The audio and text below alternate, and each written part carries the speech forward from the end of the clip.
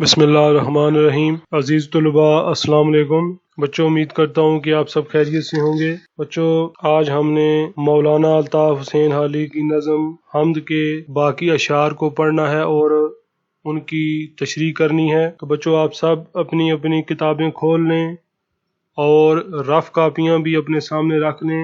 آج ہم نے اپنے سبق کا آغاز شعر نمبر 4 سے کرنا ہے۔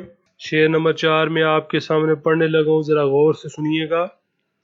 جچتا نہیں نظروں میں یاں خلعت سلطانی، جچتا نہیں نظروں میں یاں خلعت سلطانی، کملی میں مگن اپنی رہتا ہے گدا تیرا۔ تو بچوں یہاں پہ سب سے پہلا لفظ جو آپ نے انڈر لائن کرنا ہے، جس کا مطلب آپ نے لکھنا ہے، وہ ہے جچنا۔ اس کے اوپر لکھیں اچھا لگنا، ٹھیک ہے۔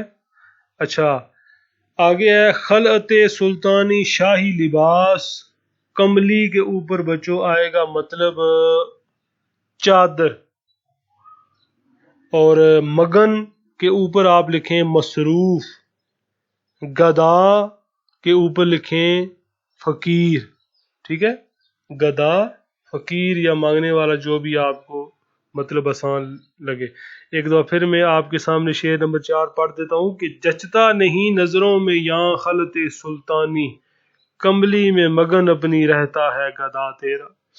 تو بچوں اس شعر میں شاعر مولانا الطاف حسین حالی کہتے ہیں کہ جو شخص، جو انسان اللہ سے لو لگا لیتا ہے، اس کی نظروں میں دنیاوی انعام و اکرام کی کوئی اہمیت نہیں رہتی، یعنی اسے نہ ہی کسی بادشاہ کی شان و شوکت اور نہ ہی دنیاوی مول و دولت کی اسے کوئی چاہ ہوتی ہے۔ وہ بس اپنی دنیا میں ہی ڈوبا رہتا ہے اور اپنے آپ میں ہی مست رہتا ہے۔ بادشاہ کی طرف سے دیے گئے قیمتی لباس بھی اس کے لیے کوئی اہمیت نہیں رکھتے، کوئی وقت نہیں رکھتے۔ ان سب کے مقابلے میں ایک درویش صفت انسان، جسے اللہ تعالیٰ نے صبر اور شکر جیسی دولت سے نوازا ہے، وہ راتوں کو میٹھی نیند سوتا ہے، اور بچوں وہ حرص اور لالچ سے کنارہ کش ہو کر صرف اور صرف اپنے ایک رب کے ذکر میں مشغول رہتا ہے، ٹھیک ہے۔ یعنی بچوں دراصل شاعر یہ کہنا چاہتے ہیں کہ جب انسان اپنے مقام کو پہچان لیتا ہے نا، تو پتہ کیا کرتا ہے، تو وہ پھر رب اس کو مل جاتا ہے۔ پھر دنیا کے کسی شخص یا بادشاہ کا ظاہری جاہ و جلال اس کی نظروں میں کوئی وقت نہیں رکھتا، اس کی نظروں میں کچھ اہمیت نہیں رکھتا۔ دل کا سکون اللہ سے محبت کرنے والے فقیروں کو ہی نصیب ہوتا ہے اور کسی کو بھی نصیب نہیں ہوتا۔ یہ سکون ان بادشاہوں کے نصیب میں نہیں جو صرف اور صرف دنیاوی شان و شوکت کو اہمیت دیتے ہیں۔ تو بچوں یہاں پر ایک شعر ہے، وہ ہے اس طرح کہ ان کی نظر میں شوکت جچتی نہیں کسی کی، ان کی نظر میں شوکت جچتی نہیں کسی کی، آنکھوں میں بس رہا ہے جن کی جلال تیرا۔ تو بچوں یہ تھا شعر نمبر 4 اور اس کی تشریح۔ آئیے شعر نمبر 5 کی طرف بڑھیں۔ تو بچوں شعر نمبر 5 ہے کہ تو ہی نظر آتا ہے ہر شے پہ محیط ان کو، تو ہی نظر آتا ہے ہر شے پہ محیط ان کو، جو رنج و مصیبت میں کرتے ہیں گلا تیرا۔ تو بچوں یہاں پہ شے کے اوپر لکھیں چیز، محیط کے اوپر لکھیں چھایا ہوا، رنج و مصیبت کے اوپر معنی لکھیں دکھ و تکلیف، گلا کے اوپر لکھیں شکایت۔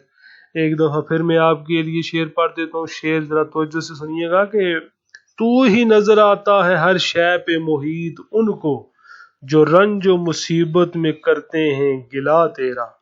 تو بچوں اس شعر میں شاعر اللہ تعالیٰ کی قادریت کا اعتراف کر رہے ہیں، اللہ تعالیٰ کی عظمت کا اظہار کر رہے ہیں، اور کہتے ہیں کہ ان لوگوں کو بھی اللہ تعالیٰ ہر چیز پر قادر نظر آتا ہے، ہر چیز پر چھایا ہوا نظر آتا ہے۔ جو دکھ اور مصیبت میں اللہ تعالیٰ کا شکوہ کرتے ہیں، اللہ تعالیٰ کو گلہ کرتے ہیں۔ ٹھیک ہے بچوں، کہ اسی لیے بچوں قرآن کریم میں مختلف جگہوں پر فرمایا گیا ہے کہ بے شک اللہ تعالیٰ ہی ہر شے پر قادر ہے۔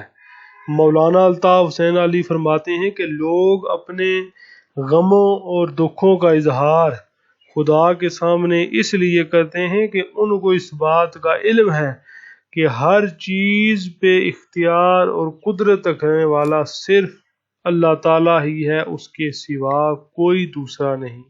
چنانچہ ہر انسان کو مصیبت کے وقت صرف اور صرف ایک یعنی وحدہ لا شریک اللہ سبحانہ تعالیٰ ہی کو یاد کرنا چاہیے، اور اس کے علاوہ کسی اور سے امید نہیں لگانی چاہیے، کسی اور کی طرف جانا نہیں چاہیے، کیونکہ ہماری تمام مصیبتوں تکلیفوں کا حل صرف اور صرف ہمارے اکیلے رب کے پاس ہے، جو تمام جہانوں کا پالنے والا ہے۔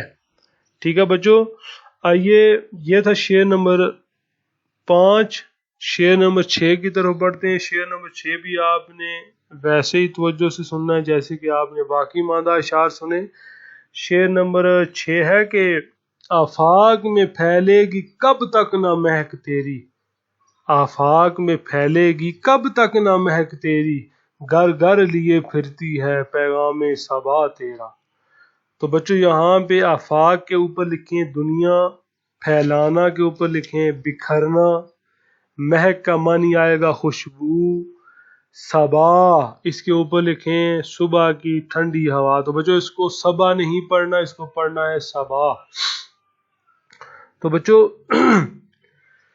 اس شعر میں شاعر مولانا الطاف حسین علی کہتے ہیں کہ اس جہاں میں تیری خوشبو نہ پھیلے یہ کیسے ممکن ہے، اس دنیا میں تمہاری خوشبو نہ پھیلے یہ کیسے ممکن ہے، جب کہ بہار کی ہوا گھر گھر تیرا پیغام لیے پھرتی ہے۔